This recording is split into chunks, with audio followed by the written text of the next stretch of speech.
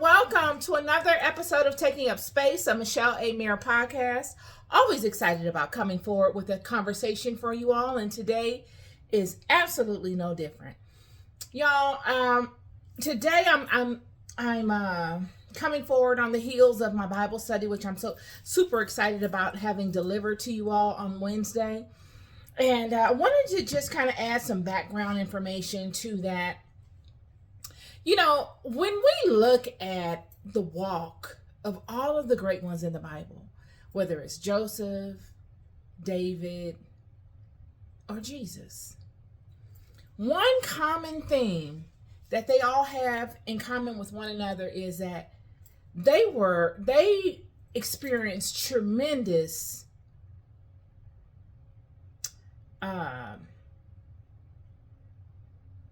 adversarial problems from amongst their own people. It wasn't really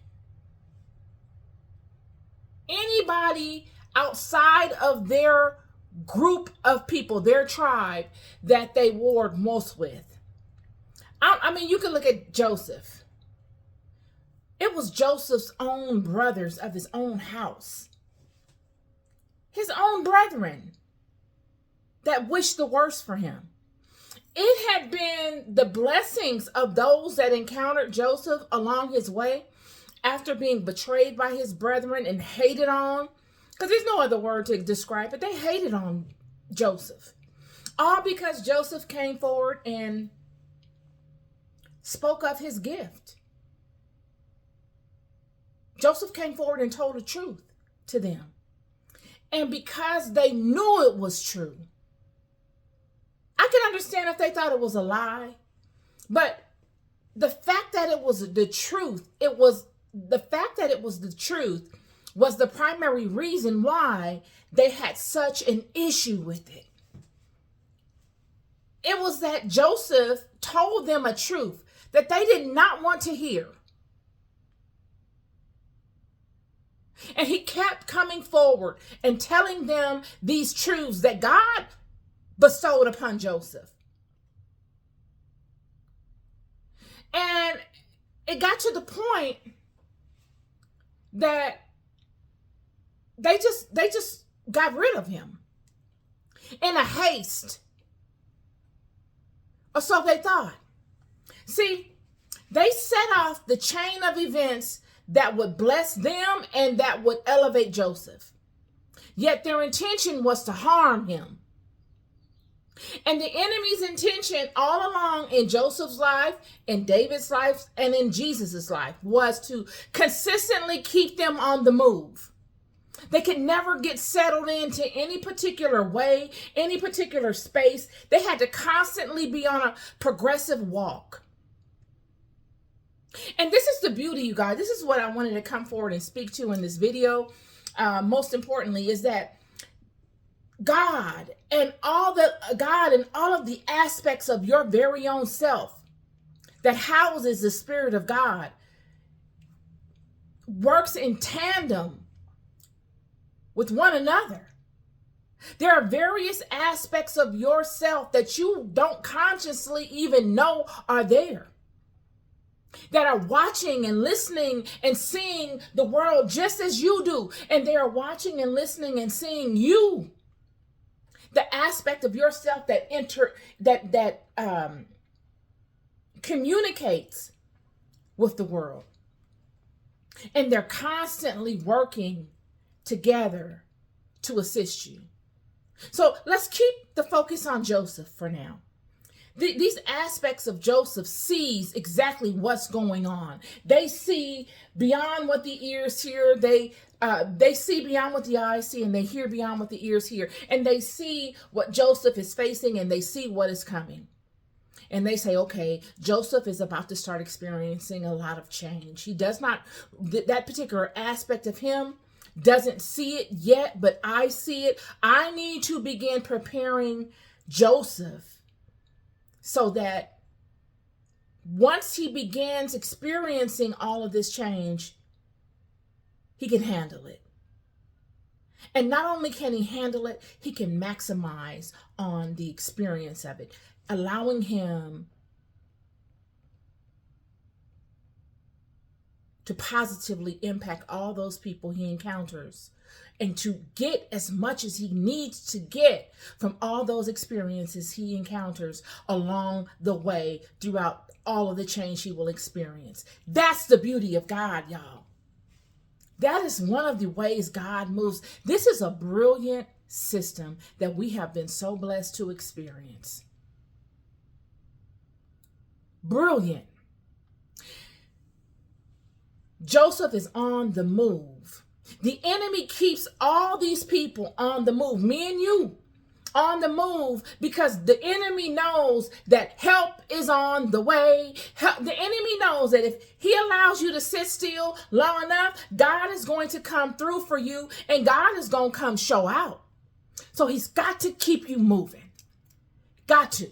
That's the number one strategy. Confusion, movement, non-stability, chaos. That is his number one tactic. But there are aspects of our own self built into this avatar that we have that serves us and that helps us and prepares us to overcome these situations.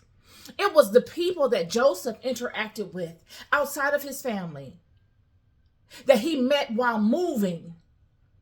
The people that his brothers sold him to for, 20 shekels of silver? Those people, those merchants, saw something in Joseph because aspects of Joseph's self, other aspects, showed them who Joseph truly was capable of being, allowing them to see Joseph in another light. Joseph's own brethren that came from his own house could not see the worth in Joseph as did the strangers that Joseph would come into contact with that were not of Joseph's house. Isn't that how life is? Your own people will not see the worth in you. Not because it's not there, but because they're blinded by envy, jealousy, hate. All of these demons are blinding them from seeing it. Yet when Joseph is set apart from them, even though it happened in a very hurtful, traumatic way, it had to happen. There probably couldn't have been no other way because Jacob wouldn't have let him go any other way. Had to happen through trauma. And these other people now see the true nature and the essence of who Joseph is. They see the value of what he brings to the table, whereas those of his own house could not see it because they were blinded by demons of jealousy, demons of envy, demons of gossip, demons of hate, demons of not being strong enough in yourself to say this is not right. Like Simon could have done and say, no, you guys shouldn't do this. I'm going to go back and do something about this. He didn't do anything. He just went along with the group and allowed his brothers to do this man the way that they did him. And it only ended up blessing them. God allowed Joseph to continuously be on the move. And everywhere Joseph stepped, Joseph blessed. Joseph made himself useful in every season that he found himself in. He did not stop doing what came natural to him. And in the end, what came natural to him flowered out in many different directions when sitting in front of the appropriate people that could actually help you. Some of y'all problems are that you're not even in front of the right people. You thinking, I can remember times when I was in sales, y'all. Number one thing you want to know in the beginning is, are you the decision maker? Okay? Because if not, I'm just sitting here perfecting my elevator pitch. I'm just perfecting what I need to say to the one that really can get this done. So it's all useful, but once you've passed that perfection state and you've gotten it under your thumb, what you need to say, and you're confident, you cut to the chase. Are you the decision maker? Because I'd rather cut my losses early. I'd rather get to the facts now and go ahead on and restructure my movements than to waste a lot of time dealing with you when you ain't even gonna get me nowhere. A lot of times, many of you are worried, and myself have been and are worried about people that aren't even the decision makers. And you're feeding them attention that they would never get any other way because of the ignorance that you suffer from not knowing what role they play. Many of you, I'm telling you right now, are not in front of the decision maker. You need to ask, are you the decision maker? Are you even the person that is in the seat of power to make this call or to have the control to make this decision? Joseph sat in that prison. He went from a pit to the governor's house, where he was able to make connections with the background people, the people that support the higher echelon of people. And also he was able to see who the aristocrats are and how they commune and how you're supposed to act around these people. He was privy to information that many regular people wouldn't know. Then he's thrown in prison, defamed, lied on. His name is dragged through the mud. Whatever name he had while he was in Potiphar's house now is tainted because of a lie. He never gets discouraged. You never hear him say anything outside of, I am a Hebrew. That's all you hear Joseph saying. I am not a slave. I am a Hebrew. That lets me know that he will not find rest in the label that they give him. I just did the video. I want to lower my voice because sometimes I get excited. I just did the video a few weeks ago about I am. People, I didn't do a video. I saw a video and I elaborated on it, but I had to delete it, y'all, because yesterday I was shadow banned on Instagram real quick because I repost people's videos, and I think I do it out of homage to those that are on the video, but obviously people didn't like it, or Instagram, it was against Instagram rules, so they shadow banned me and I had to delete them. So moving forward, whatever you see on social media of me from my page will be mine. I will not reshare anyone's anything because I don't have to, y'all. If nothing else, I got some content. I might not know how to pull it out the bag and deliver it all fancy. Oh, but one thing I don't suffer from is not having content. And that ain't my problem. But I had elaborated on a video I had saw about your I am has to be so matter of fact that and if you get around anyone else who's just as matter of fact of theirs, yours doesn't buckle. You don't want to swap out traits of your I am. You got to get to a point in your life where you are solidified in who you are. And you don't want to swap out traits of who you are to take on someone else's. This is Joseph. Joseph has gone from pillar to post. You would have thought, by the time he ended up in prison, you would have thought he would have been broken. He would have been like, you know what, I'm done. I done had enough. God, I don't know what this is. I'm over it. Whatever. But Joseph is still in a level of knowing. He says, no, I know what house I'm from. I take pride in my house. Even if those of my house did not respect me or love me, for the fact that of Joseph saying he's a Hebrew and his own brethren put him in this situation has created the pathway that he now finds rest in.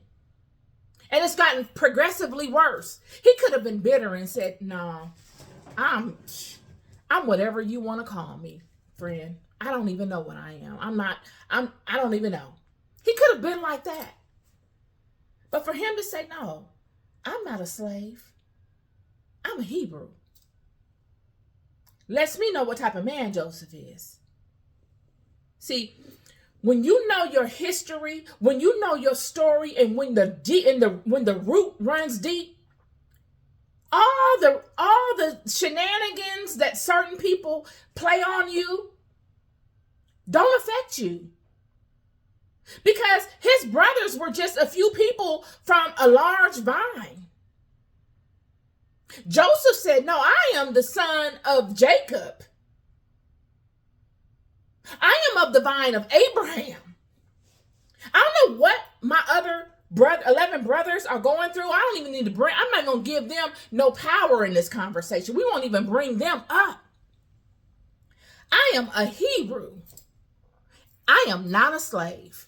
This is the way he's thinking. This is a leader.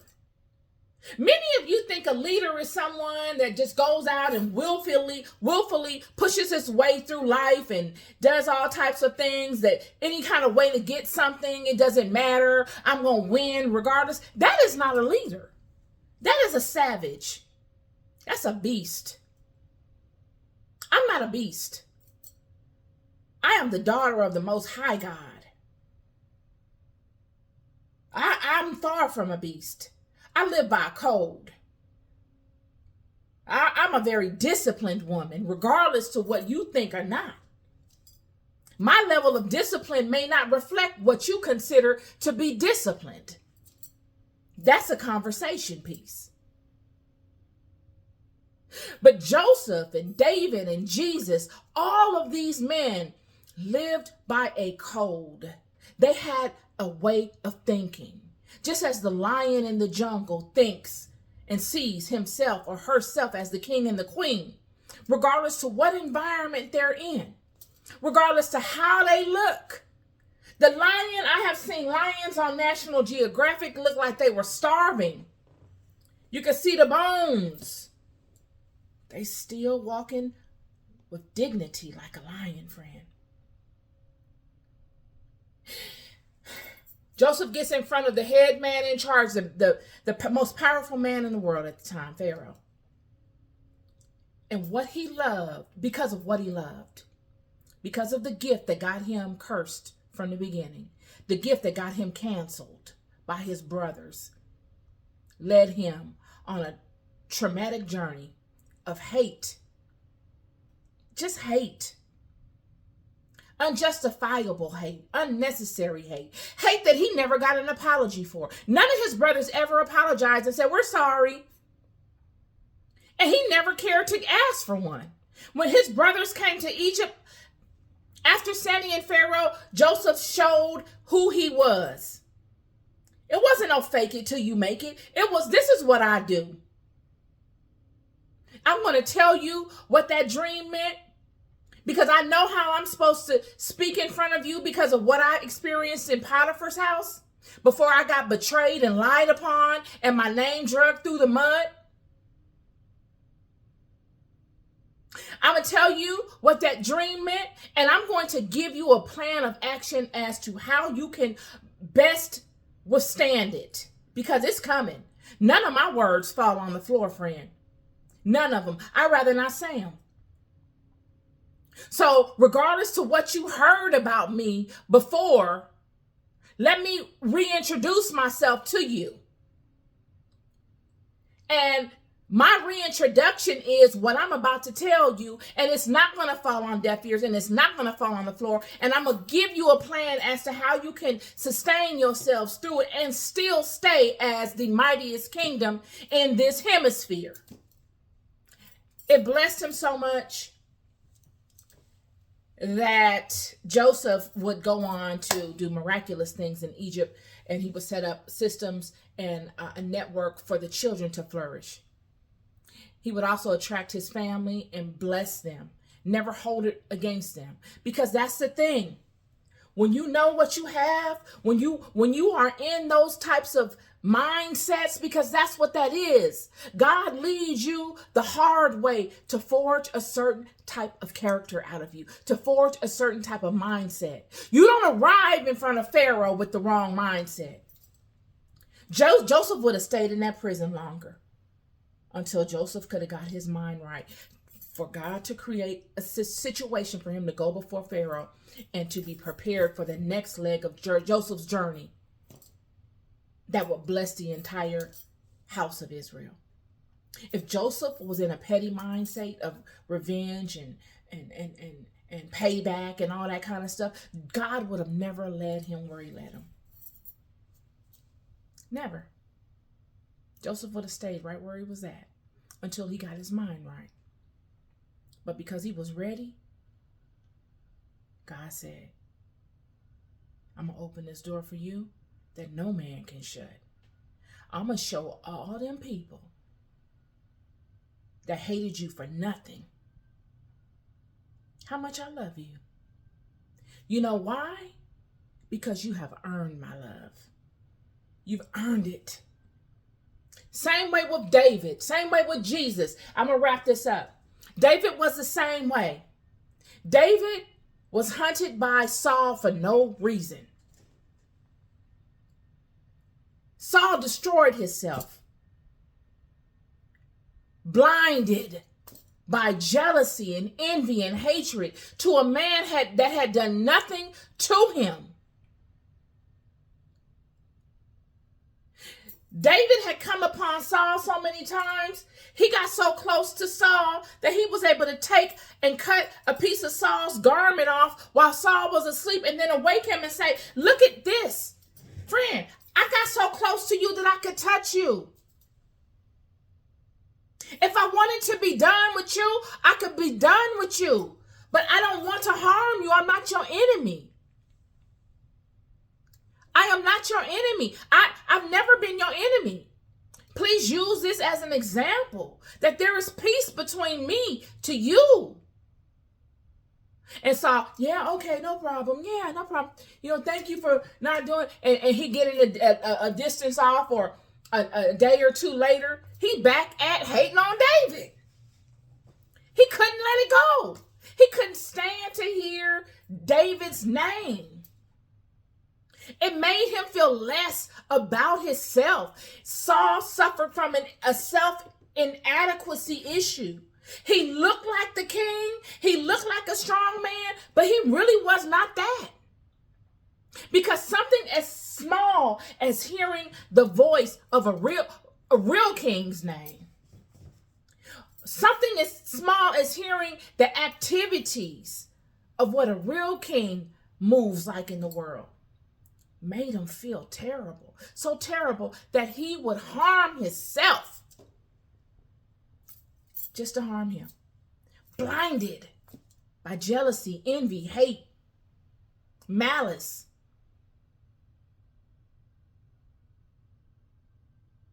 Yet God allowed it. God allowed David to travel and to feel what it was like to be hunted by this man. He was hunted. If he could, like I said in the Bible study, I'm sure at night he's out there in the deserts where no one was at, looking into the sky like, dang, if I could just get to the moon. If I could get to the moon. If I could go into the Middle Earth. Where are the ant people? Where are the caves that lead down deep into the earth? Somebody got to help me. I have nobody to trust. And then when he acquires a group of men, they expect him to go to war with Saul. And David knows the law of God. And y'all, this is another instance of the character of a leader. He says, no, look, I see y'all. I thank y'all for coming through for me. And we're going to have the victory because God is with me. And wherever God leads me, as long as I stay in alignment, God is going to give us the victory. So do not fret yourself. But I cannot. I'm bound by rules and laws. This is Sunday school out here in the desert I'm giving y'all. So you understand how I move. So you don't ever second guess me and you turn and start to think that my leadership is faltering or that I'm not a strong, capable leader. The fundamentals to this is that we do not attack one another.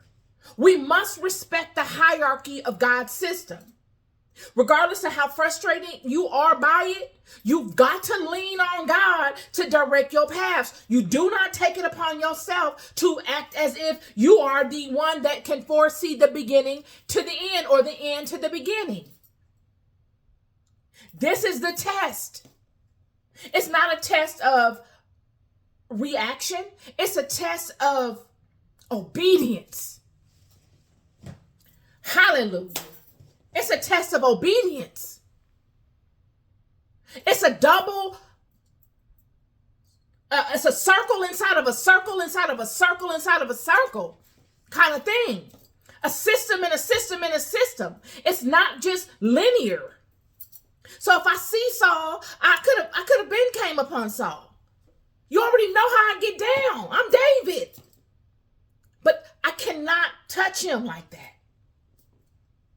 I got to wait for the green light. And that's the most frustrating part of this. So y'all got to be with me while we wait for the green light.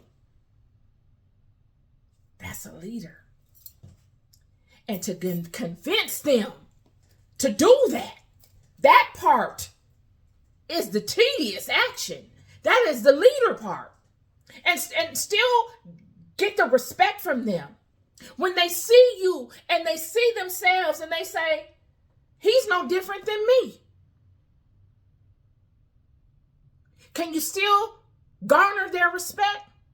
Because people want you to be this mightier than thou. No. It's not about mightier than thou, friend. It's about character. It's about discipline. And honestly, friend, it's about wisdom. It's about courage. And a lot of times, none of that is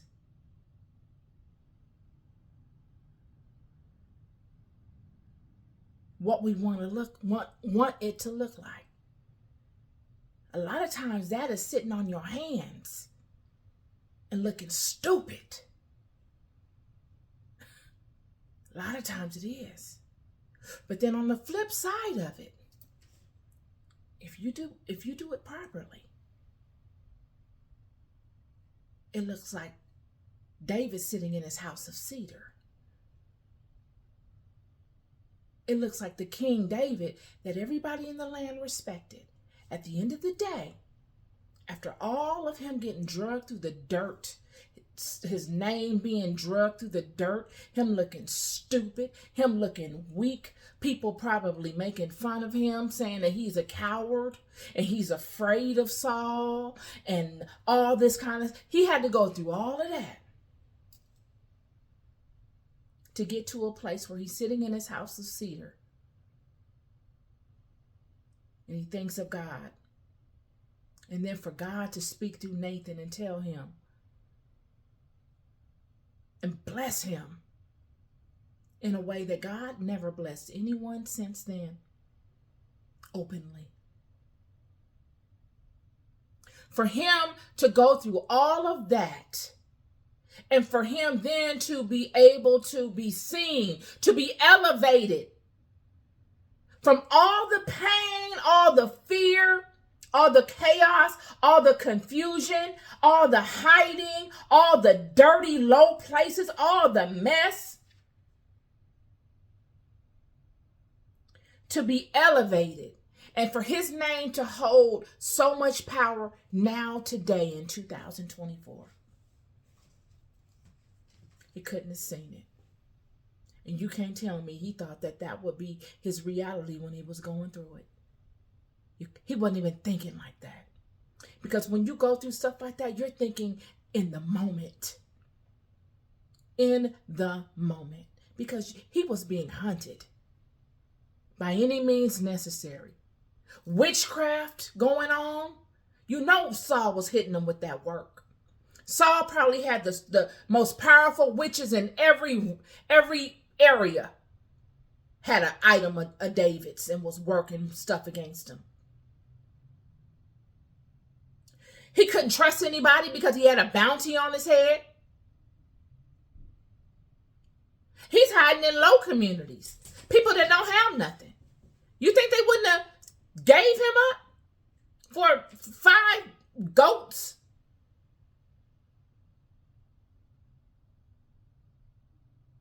He got the army against him. Warriors. Men that used to roll with him. He knows how they move. People he probably respected. Hunting him. You talk about fear. You don't even know fear. You ever had fear so strong on you could taste it?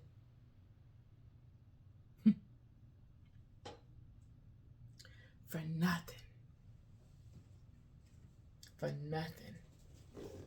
You come out of stuff like that, I tell you, it changes you. It changes you. And you really have to work at keeping yourself in alignment, because it does change you. It does. And then you go to Jesus, the Messiah. I just did the Bible study on Jesus. On Jesus and his crucifixion. What led to it. And it's funny because I know you guys probably didn't have an idea that I would go in that direction with it.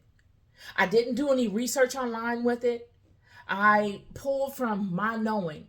And see, one thing about me is God leads me in the direction I should go. And I allow.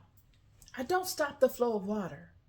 All last week, all the week before, probably some days in the week prior to that, I had been speaking to the Adam and Eve story about how men relate to women and how many of us women see men. Because I have been seeing things on social media and I'm just like, nobody is speaking to this. And I'm a daughter. I'm a woman. I have lived this. I know this is something that I have struggled with, and I'm going to voice my opinion on this, only for God to lead me to speak to the Mary Magdalene story in the book of Matthew as it related to what set the activities that led to Jesus's crucifixion in process. It was Jesus allowing Mary Magdalene to anoint his head in front of those 12 that set off Judas going and proactively looking for the chief elders and all of those that would then eventually betray Jesus. Period. Now, I'm not saying that Jesus wouldn't have been betrayed because it was written, but what was not written would be that it would be because of the love of a woman. Something as fundamental as that. It's amazing. You would have thought that Jesus would have been something else that was spawned something so significant on. But it was not, friend. Go read it. It was the love Jesus had for Mary Magdalene. It was the love that she had for Jesus. She came through with something so significant and necessary at the time without ever being called to do it. No one appointed her to do that. Jesus didn't even know she was coming.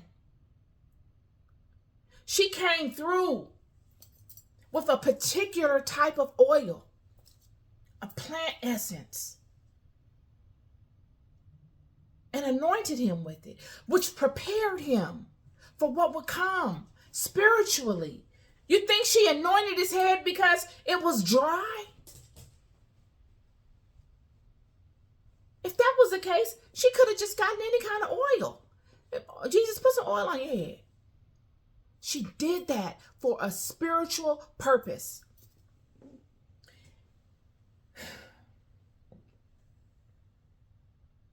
See, all of those things, working with plants, being medicine doctors, your first shamans were women. Yes. Your first shamans, your first people that walked the garden, the forest, and listened to nature and pick plants that would heal their families were women. This is a woman thing. Absolutely. I'm thankful, if you haven't heard that before, that I'm the first one to tell you. It is a woman thing. So when Mary Magdalene comes forward, I told you Mary, his mother, was a healer. Oh, this is a woman thing. I work very closely with plant essences and botanicals, friend. I just did a video the other day about a facial wash. I don't have any makeup on right now, y'all. I just want to say that. I just want to say, I don't have any makeup on. I got this, I just made this one. This is my frankincense oil. It has frankincense, jasmine, and orange, and bergamot. And oh, it's a beautiful oil. It is, I'm telling you, this is a queen's oil. This is not no regular, fruity. This is a queen's oil. And it heightens the senses. It clears the mind. It's just a wonderful oil. And it's 100% pure and natural. Nonetheless, these are the types of oils. This is the type of oil that Mary anointed the head of Jesus with. She used spikenard. Spikenard is a form of lavender, but it's not actually lavender. It's a form of it. It's in the lavender family. And it has a purpose. All these things are spiritually connected. The oil I use, frankincense, is they call it the king of essential oils. High spiritual vibrations within specific ways. Jasmine the same way. Bergamot. The bergamot is an oil that reinforces your auric field. It seals up all kind of holes in your aura. It's excellent for different medicinal, has excellent medicinal properties.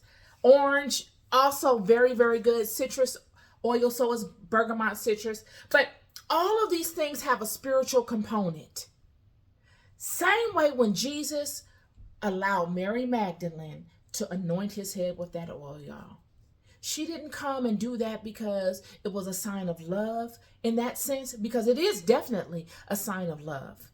For someone to think it upon themselves, proactively come and anoint your head with such a precious oil. Spikenard today is expensive. 2 ounces of spikenard is like $130. You know what 2 ounces look like?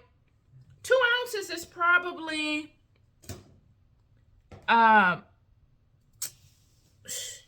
don't have it over here. I don't want to pause the video. I'm going to do it. Hold on.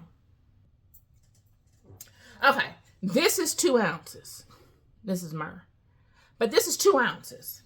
Okay. So it's not a lot of oil. And 2 ounces of spikenard might run you $120, $150. So, yeah, it's expensive. So, and for her to be able to use it like this myrrh, all of these oils are not just because they're not popular because of the way they smell. It has nothing to do with smell, even though some of them smell really beautiful. It has to do with the vibration that they offer you, what they do to the mind, body, and spirit, the frequency that they set in place. And then when you mix them together, this is what one would consider alchemy. It is chemistry. It's mixing elements together that give you a particular end result, spiritually or physically. So when she came and anointed Jesus' head with the oil, y'all, it was for more than likely a protective aspect, safe passage, whether to his crucifixion or so that he could handle what was coming for him. You got people at this time that could see into the future. Many of you women can see. I know I see things at times. I'm surely not the only one. There are many of you watching this video that know what I'm talking about. So if you can see into the future, you can also concoct things to protect the body, the mind, the spirit, to be able to attract angelic forces of protection to lead you safely through it. This was Mary. This is what made this so significant, because his disciples that sat at his feet and that followed him could not do this is why all of them got up and said, "Oh, what is she doing? Why, how wasteful? She should have gave that to the poor." Why do you care? Your Messiah is about to be crucified. He had just said this. He opened the conversation with, the Passover is coming in 2 days, and you know the crucifixion is coming.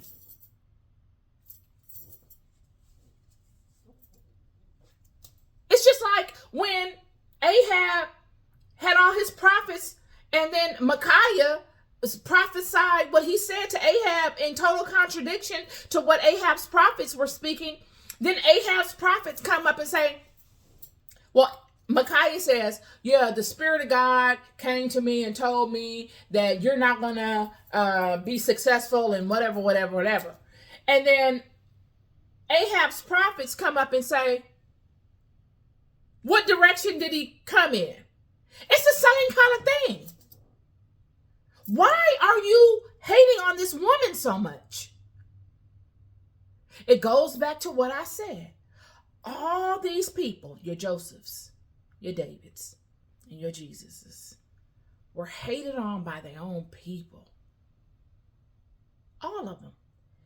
They would have had a better experience had they had not so much trouble from their own people. It was their own house. It was their own house.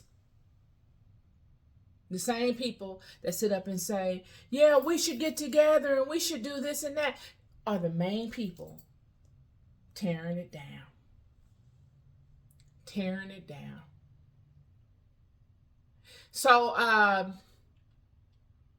yeah, and something as simple as Mary anointing Jesus' head set off the whole sequence events for Jesus to be crucified. It set off all of the activities that led to Jesus' crucifixion.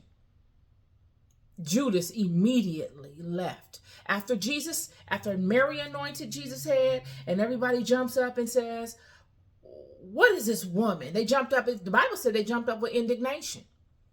What is this woman doing? And who is she? Who does she think she is? And she could have used that money to give to the poor. And then Jesus corrects them and says, leave her alone. You always had a poor with you, but me you will not have always. She is preparing me for something that's coming. And he said, verily, I say unto you, that whenever they speak this story anywhere in the world, this is exactly what it says in the Bible.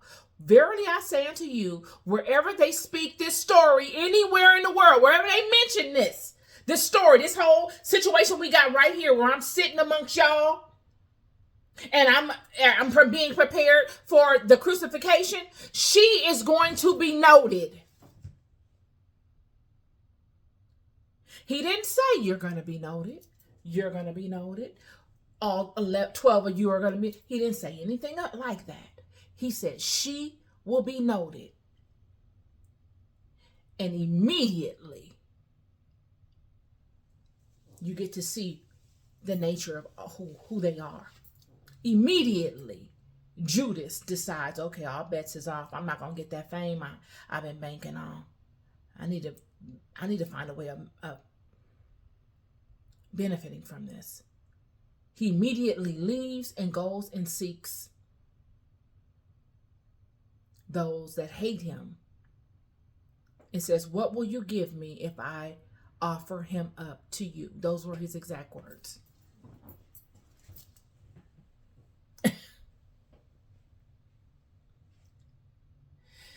So, nonetheless, this was my podcast conversation for you guys today. Looking forward to delivering more thought-provoking conversation. Also, I'm thinking of maybe having some conversations during the week about different plant essences if you all are interested in them. I know I find them extremely beneficial, y'all. I have had some significant health issues happen to me over the past 3 or so years. And because of that, I've been going through some things. I've been depressed. I've had different things happen in my life where I really had to fight to keep my level of motivation going. And I don't use any products outside of the ones I create. Nothing. I had experienced a tremendous health issue that really made my skin look terrible. I lost the glow of my skin. It became dry and dull, and this kind of dark film over me that I could never get rid of. And because I have been taking some medication, even though it was a low dose, it does that to my skin. And I always have been, I've had my skincare line for a long time, and I've always been perplexed with and in love with natural oils and butters and things of that nature. But I hadn't really incorporated the plant botanical essences into my product line as much as I began to after my health issue. And friends, when I tell you, they have been nothing but a blessing to me. I went to the doctor last week, and this would be the first time that I had really went to the doctor since my health issue 3 years ago. Now, you would have thought, wow, how significant my issue was. I would have really been on my doctor visits and things of that nature, but I just had not. I had been really struggling emotionally. And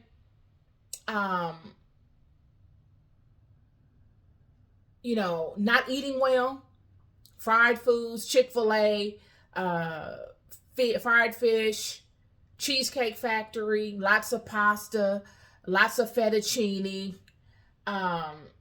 Yeah. So I hadn't been eating well at all, and I had Popeyes. I had not been drinking as much water as one probably would think that I should. And it was just a direct reflection of where I was mentally. Like I just had enough. I had seen too much, been through too much. I was in Oz. I was in Lodabar. I was down there in Lodabar, friend, and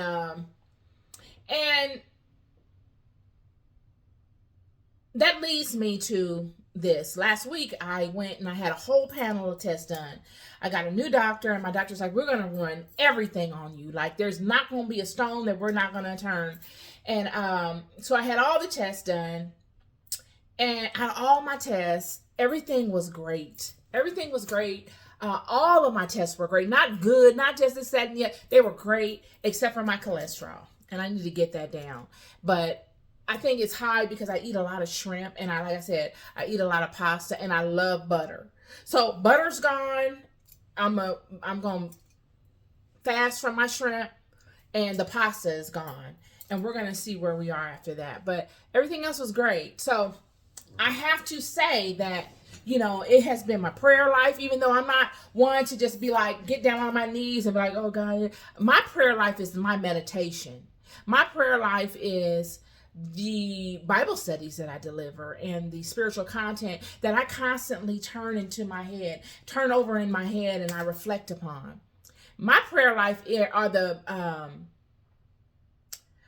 the mantras that I speak over myself.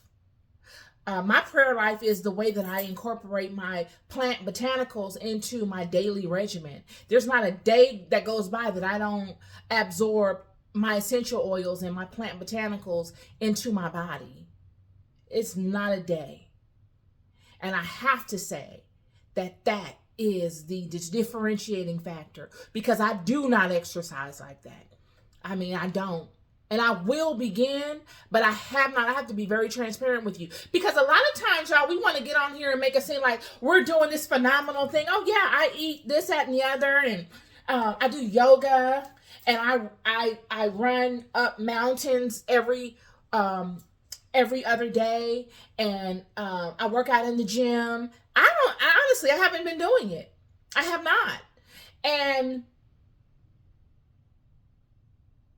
I've linked completely on my spiritual relationship, and I've linked completely on the natural essences and botanicals that I use. My products that I use, if they do have any type of engineered byproduct, like a lotion base or something like that, it's minimal. I try to keep it as minimal as I possibly can. Like my facial oil, this oil that I have here, I created this. This has beeswax, various plant oils, nut oils, and it has frankincense, jasmine grandiflorum, bergamot, and orange. Something very simple as that. But when I tell you this thing lifts me, it's the portions that I mix. And it just does something. It's my favorite oil. And I have some phenomenal ones. But this one is my favorite. Some people might not like it. They might not like the smell of frankincense. I love it. I use frankincense Boswellia carteri, Carteri. It is one of the most beautiful scented frankincenses you'll find. It is amazing. It's regal. It's queenly.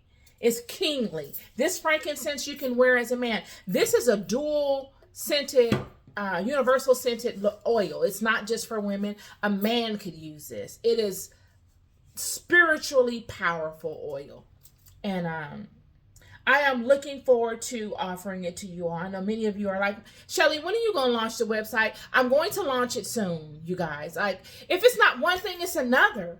You know what I mean? And I'm only able to do so much. Look,